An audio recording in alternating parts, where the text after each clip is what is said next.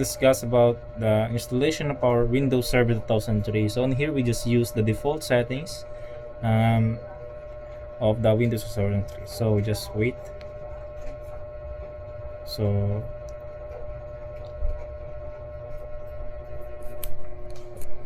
dito po is makita natin is nagbo-boot na siya.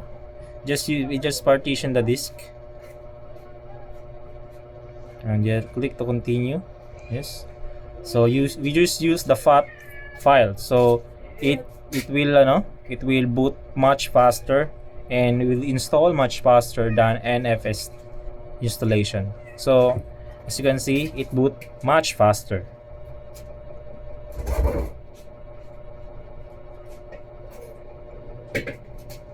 So yan, we just gonna restart the process. Windows Server 2003. Yan. So we're just gonna wait for the installation. So yung installation na to is just gonna take a while, but it's okay.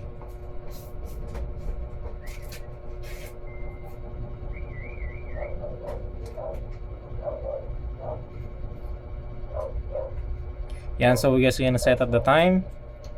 So after setting the time, so just gonna set up the time. So we just entered our product key. I'll just skip the product key and the administration password. It needs a long password because it is a server.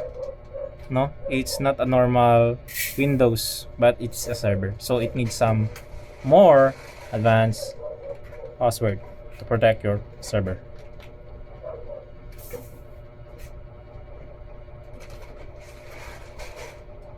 So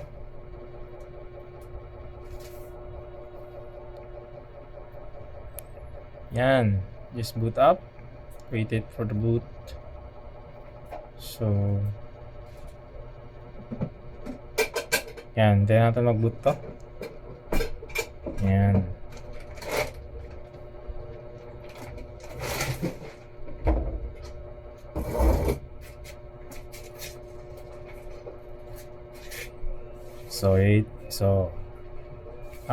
So tapos na po ang ating installation ng Windows Server 2003.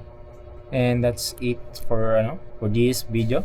So I hope you learned something about the installation of our Windows Server 2003, and I hope it helped a lot. Thank you for watching.